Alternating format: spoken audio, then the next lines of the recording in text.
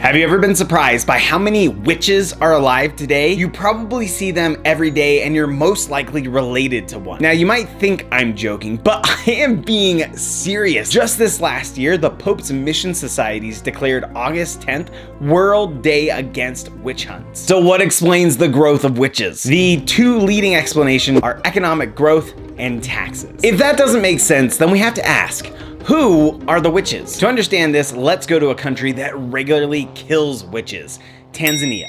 Between the years 1960 and 2000, about 40,000 witches died in Tanzania. That's about 1,000 witches a year. Obviously, none of these witches were waiting for their letter to Hogwarts.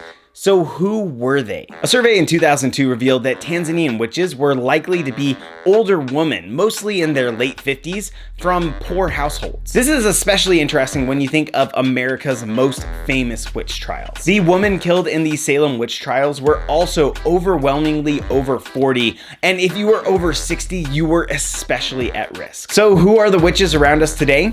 Just older women, your mothers, your grandmothers. They are alive because no one is accusing them of being witches. Which makes us wonder, why aren't we killing witches today? Part of it deals with taxes, and I'm gonna get to that part, but let's start off with economic growth. Many people will blame culture or religion for witch killings, and to be fair, they have a point. A survey of African countries found that Tanzania had one of the highest beliefs in witchcraft. But another important factor is economic conditions. One economist studied witch killings in Tanzania and found that they were twice as likely to happen in years where there was bad rainfall, either too much or too little for crops to succeed. So this seems like it makes sense, right? The crops fail, people are looking for an excuse, they blame the witches.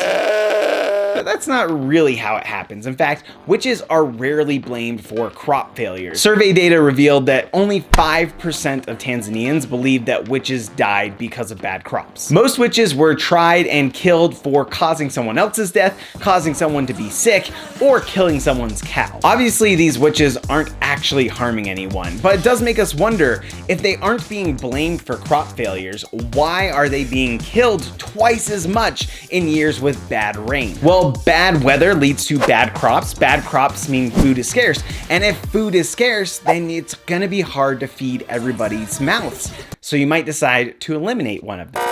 This practice is called death hastening, and it has been practiced all over the world throughout history. As resources become scarce, there's greater competition for those resources. Now, normally we allocate those resources through prices, and so prices will go up with more competition. But there may be times when resources are allocated instead through violence. As further evidence for this in Tanzania, we're seeing an increase in witch killings because land is becoming more scarce. Death hastening sounds like a barbaric practice from the ignorant poor, but just this last year in America, we saw similar calls for this because of COVID. Sacrifice the old people so we can keep the businesses open. And by the way, it's totally fine if people were against lockdowns. The weird part is that they were willing to openly rationalize it by saying, we're fine if the old people die because they're just not that productive anymore. That's really no different than what's happening with these witch killings. So more witches are alive today because we have more resources available today. We can afford to feed more people, so more people live.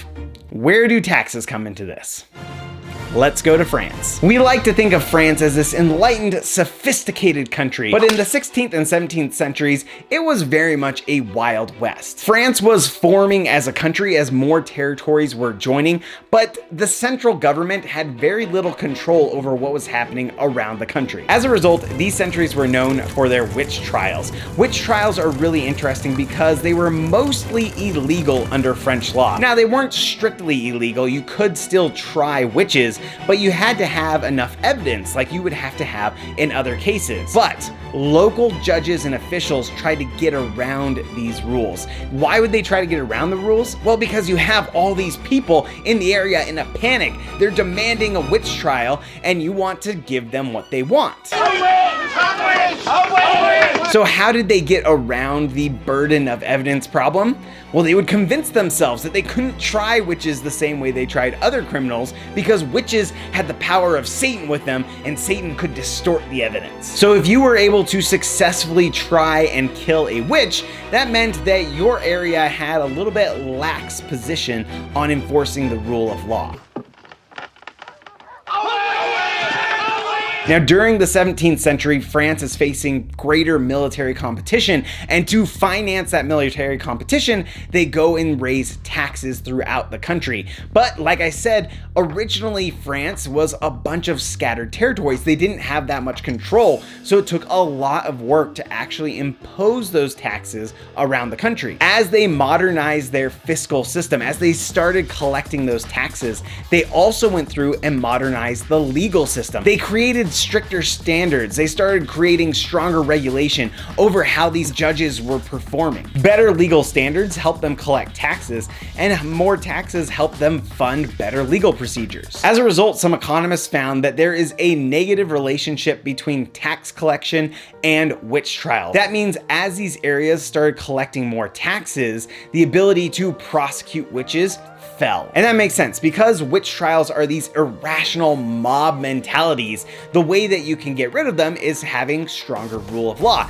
In fact, this is one of the solutions that Tanzania is trying to get to. A lot of these witch killings pass unpunished, but they're trying to enforce stronger standards, and the way that they can do that is through collecting taxes. Economic growth and a competent government can help eliminate society's violence and injustice. And if you want a good example of a society that's failing to do both, then you should check out this video on how El Salvador's gangs are making their neighborhoods poorer.